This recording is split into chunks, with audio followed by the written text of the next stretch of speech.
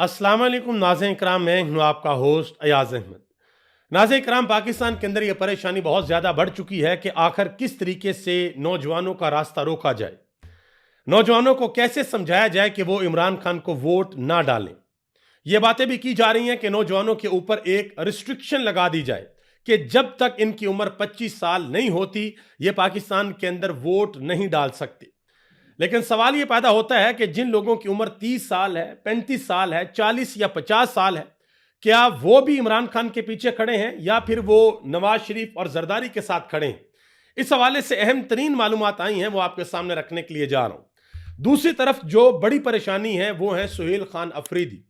सुहेल खान अफरीदी पहले लाहौर आते हैं, यहां पर बाकायदा माहौल बनता है, फिर कराची जाते हैं, वहां के मनाजर ने सबको नीचे से लेकर ऊपर तक परेशान किया।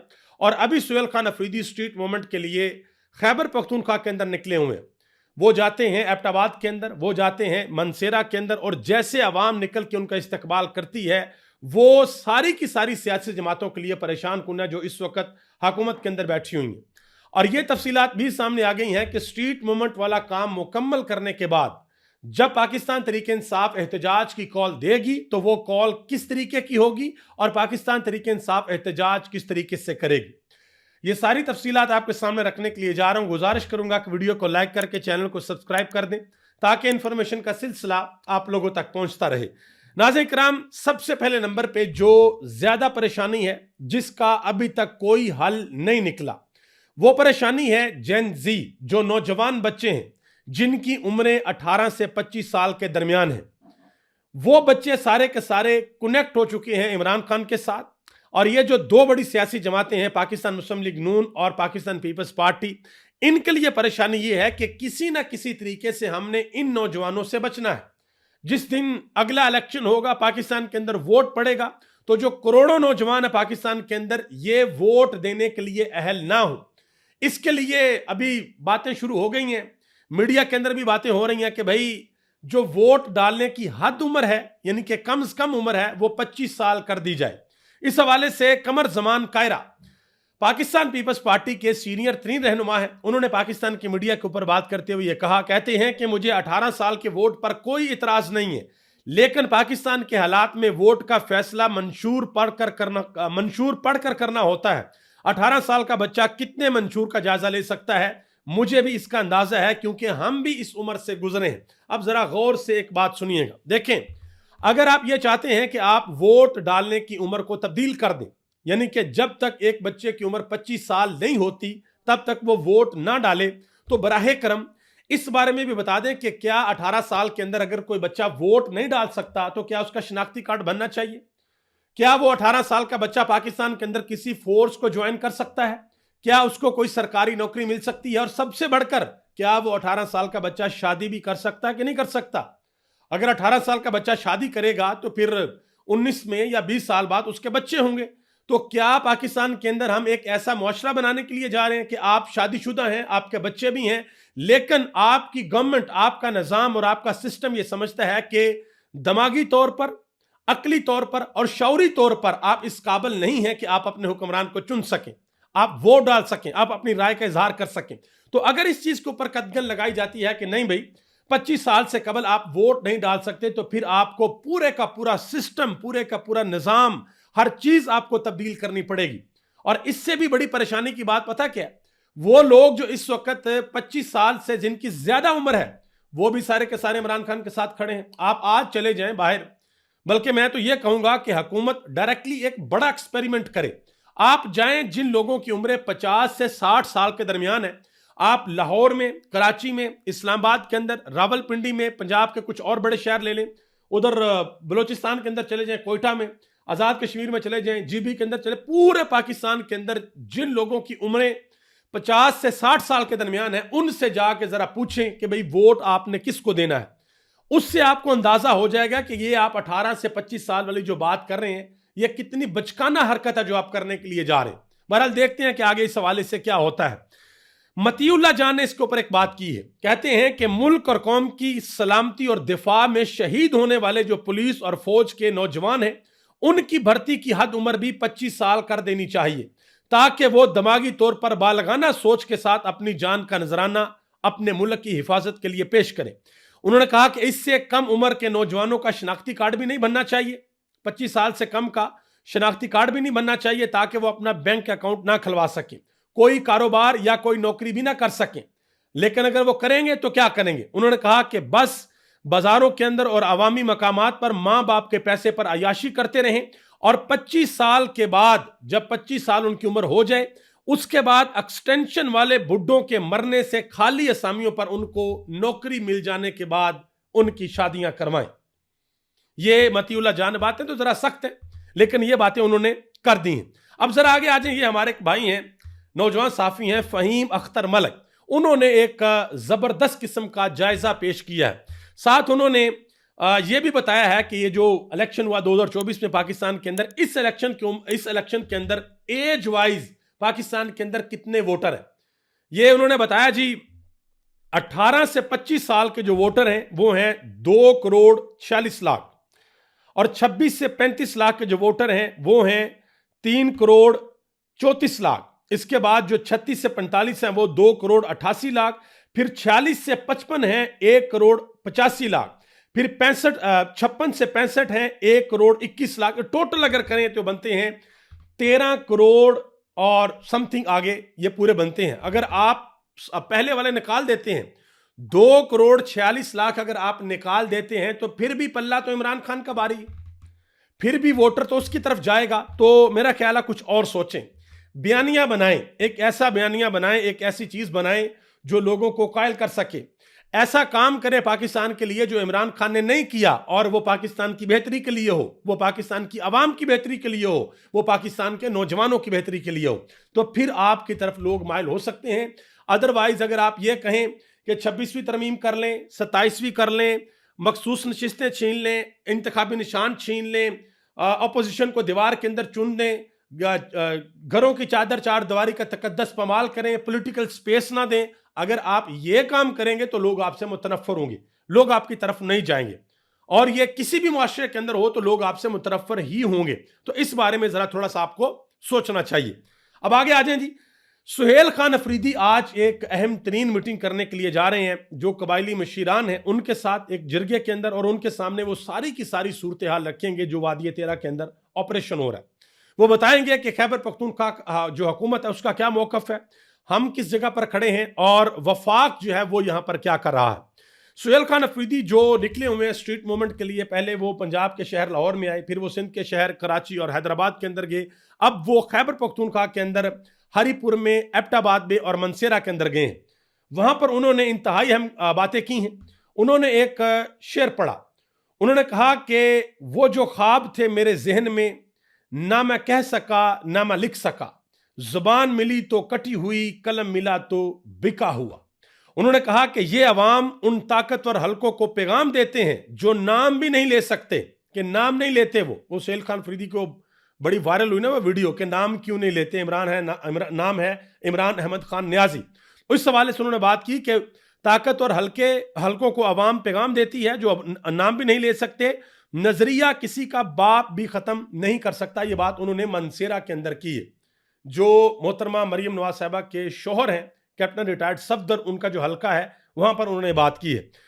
मजीद उन्होंने कहा कि कायद इमरान खान की क़यादत में हकीकी आज़ादी की जो जदोजहद शुरू की गई है वो दिन ब दिन मजबूत हो रही है। हमारी जदोजहद मजबूत जमहूरियत, आज़ाद अदलिया, आज़ाद मीडिया की बहाली के लिए है, और इस मकसद के लिए किसी कुर्बानी से दरेक नहीं किया जाएगा। यह भी कहा कि जो लोग ये दावा कर रहे थे कि इमरान खान खत्म हो चुके हैं, वो आज देख लें कि पूरे मुल्क में सिर्फ इमरान खान का नाम गूंज रहा है। अवामी मैंडेट पर हमला दरअसल जमहूरियत पर हमला है, जिसे किसी सूरत कबूल नहीं किया जा सकता। अब सुहेल खान अफरीदी ये जो स्ट्रीट मूवमेंट के लिए जगह जगह पर जा रहे हैं, लोगों को बाहर नकार रहे हैं, लोगों को कनेक्ट कर रहे हैं अपने साथ, और इस सिस्टम और निज़ाम को बता रहे हैं कि लोग हमारे साथ खड़े हैं, लोग आपके साथ नहीं खड़े। जो बयानियां हम लोगों के सामने रख रहे हैं, लोग उस बयानियों को मनो-अन कबूल कर रहे हैं।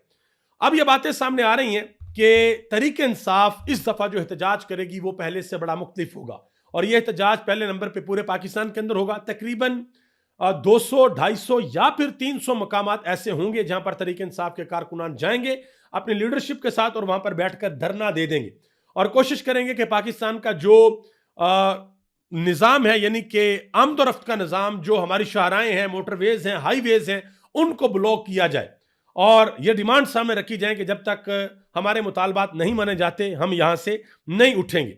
अच्छा जी, एक और चीज आपको बताऊं, बहुत इंपॉर्टेंट, ये एक नौजवान साफी हैं अहमद वड़ाइच साहब, उन्होंने इस हवाले से बात भी की। उन्होंने कहा कि सुहेल अफरीदी हो या फिर शेर अफजल खान मरवत, जिस पर इमरान खान ने हाथ रखा वो क्राउड पुलर बन गया। उन्होंने कहा कि इमरान इस्माइल हो या फिर फयाजुल हसन चौहान, जो छोड़कर चला गया उसका नतीजा आपके सामने है। और ये बात बिल्कुल ठीक है। शेर अफजल खान मरवत एक वक्त था, हीरो थे, लोग उनके पीछे पागलों की तरह जाते थे, लेकिन एक दफा इमरान खान ने अंदर से कहा कि नहीं, इसको बाहर निकालो। राज शेर अफजल खान मरवत अवाम के अंदर कहीं नजर नहीं आते। अली अमीन गंडापुर की बड़ी वाहवाह होती थी, लोग निकलते थे। इमरान खान ने चेंज किया, अली अमीन गंडापुर मंजर आम से गायब है। सुहेल खान अफरीदी के पीछे अब अवाम जिस तरीके से है वो भी आपके सामने है। और जिन लोगों ने इमरान खान को छोड़ा, चाहे वो फवाद चौधरी हो, चाहे वो फयाजुल हसन चौहान हो, चाहे वो इमरान इस्माइल हो, चाहे वो असद उमर हो या दूसरे लोग हों, उन लोगों की भी इस वक्त पाकिस्तान की सियासत में क्या क्रेडिबिलिटी है वो भी हम सबको पता है। महमूद खान अचकजई, तहरीके तहफ़्फ़ुज़ ऐन पाकिस्तान ने अपने प्लेटफॉर्म से आल पार्टी कॉन्फ्रेंस बुलाई है, वहां पर उन्होंने इंतहाई अहम बातें की हैं। महमूद खान अचकजई ने कहा कि पाकिस्तान के आइन पर लिखा है इस्लामी जमहूरिया पाकिस्तान। उन्होंने कहा लेकिन ये तीनों बातें सच नहीं है, ना ये मुल्क इस्लामी है, ना ये मुल्क जमहूरी है और ना ही पाक लोगों की जगह है। उन्होंने कहा कि पाकिस्तान की उम्र 76 साल है, लेकिन सिंध, बलूचिस्तान, पंजाब और पख्तूनख्वा की धरती हजारों साल कदीम है। उन्होंने कहा कि यह वतन हमें किसी ने खैरात में नहीं दिया, बल्कि लाखों इंसानों की कुर्बानियों से मिला है। हमें हर कीमत पर अपने वतन की हिफाजत करनी है। मतीउल्लाह जान ने महमूद खान अचकजई के हवाले से बड़ी अहम गुफ्तगू की है। उन्होंने कहा कि अपोजिशन लीडर बनने के बाद महमूद खान अचकजई की पहली मुलाकात नवाज शरीफ से होनी चाहिए, क्योंकि यह दावा किया जा रहा है कि उनको अपोजिशन लीडर नवाज शरीफ ने बनवाया है। उन्होंने कहा कि अगर नवाज शरीफ महमूद खान अचकजई को अपोजिशन लीडर लगवा सकते हैं तो फिर नवाज शरीफ महमूद खान अचकजई को इमरान खान से भी मिलवा सकते हैं। अगर नवाज शरीफ इमरान खान से मुलाकात करवाने में कामयाब हो जाते हैं तो यह साबित हो जाएगा कि नवाज शरीफ ने ही महमूद खान अचकजई को अपोजिशन लीडर लगवाया है। उन्होंने कहा कि अगर एक मुलाकात नहीं करवा सकते तो फिर लोग सवाल उठाएंगे कि अपोजिशन लीडर लगवा दिया मगर मुलाकात नहीं करवा सकते, क्या वजह है कि अपोजिशन लीडर तो लगवा दिया लेकिन मुलाकात क्यों नहीं हो रही, फिर ये लोग सवाल पूछेंगे। अल्लामा राजा नासिर अब्बास, उन्होंने बड़ी अहम गुफ्तगू की। उन्होंने कहा कि आज 25 से 27 करोड़ अवाम पर मुश्तमिल ये मुल्क अमलन आइन से महरूम हो चुका है। उन्होंने कहा कि वो मुतफ़क्का आइन जो कौम को जोड़ने की अलामत था, इक़्तिदार के भूखे हाथों से पामाल कर दिया गया है। जालिम कभी खुशी से हक नहीं देते, हक छीनना पड़ता है। यही वो तबका है जो गुर्बत को फैलाता है, जुल्म को निज़ाम बनाता है, इंसान की इज्जत पामाल करता है और अवाम को गुलाम समझता है। उन्होंने कहा कि अब खामोशी जुर्म है, अगर हमने हक के लिए आवाज ना उठाई तो आइन भी जाएगा और इज्जत भी जाएगी। ये उन्होंने बात की है। इसी तरह मोहम्मद जुबैर, उन्होंने कहा कि साल 2024 के इंतखाबात नाकाबिल कबूल हैं। उन्होंने कहा कि इसके बाद एक नया इलेक्शन कमीशन तश्कील दिया जाए, एक गैर जानबदार अबूरी सेटअप आए और फिर शफाफ इंतखाबात करवाए जाए। उन्होंने कहा कैद में मौजूद एक जो शख्स है उसने मसाइल कायम कर दी है। उन्होंने कहा कि अब हम सब पर फर्ज बनता है कि उसकी जद्दोजहद में अपना किरदार अदा करें, हम उसके साथ हूं। ठीक है जी। इसके अलावा जुबैर उमर ने एक और बात की। उन्होंने कहा कि आपने जुडिशरी का जो हाल किया है उस पर कोई यकीन नहीं करता। उन्होंने कहा कि कोई भी बिजनेसमैन हुकूमत और अदारों के ऊपर एतमाद नहीं कर रहा। नजम सेठी साहब ने एक बड़ा इंकशाफ किया। उन्होंने कहा जी अमेरिका से जो बिजनेसमैन और डॉक्टर्स आए थे उन्होंने आकर गुजारिश की कि इमरान खान से हमने मुलाकात करनी है, हमें इमरान खान से मुलाकात करने की इजाजत दी जाए। और उन्होंने 2.5 घंटे तक इमरान खान के साथ मुलाकात की और इमरान खान ने उनकी एक भी बात नहीं मानी। इमरान खान ने उनको झिड़क दिया और कहा कि ये तुम क्या मजाक कर रहे हो, चले जाओ, दफा हो जाओ यहां से। ये इमरान खान के अल्फाज थे। नजम सेठी ने यह भी कहा कि एस्टेब्लिशमेंट ने नून लीग को पूरी तफसील बताई है कि इमरान खान का मोड बहुत खतरनाक है, उनके साथ बातचीत करने का सवाल ही पैदा नहीं होता, वो बड़ी सख्त जुबान इस्तेमाल करते हैं। उन्होंने कहा कि यह भी बताया गया है कि आप जो बात करते हैं, इमरान खान को बताया गया जेल के अंदर कि आप जो बात करते हैं वो रिकॉर्ड हो रही है, मगर इमरान खान बाज नहीं आते। वो कहते हैं कि रिकॉर्डिंग होती है तो होती रहे, मैंने जो बात करनी है मैं वो बात करूंगा।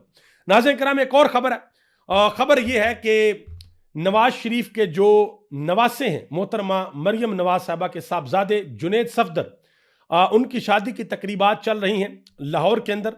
और अभी ये थोड़ी देर कबल सोशल मीडिया के ऊपर एक वीडियो आई है। जिसमें देखा जा सकता है पाकिस्तान के army chief general Asim Munir, Nawaz Sharif और पाकिस्तान के वजीर आजम शहबाज शरीफ, उन सबको एक ही फ्रेम के अंदर देखा जा सकता है। तो ये गालिबन वलीमे की वीडियो है कि वलीमे के अंदर ऊपर दावत दी गई है और वो शिरकत करने के लिए वहां पर गए हैं। और ये भी बातें की जा रही हैं कि इस दावत वलीमा में बहुत से सियासतदानों ने भी चीफ डिफेंस ऑफ फोर्सेस के साथ मुलाकात की है और इस मुलाकात में सियासतदानों ने भारत को शिकस्त देने पर उनको मुबारकबाद भी दी है।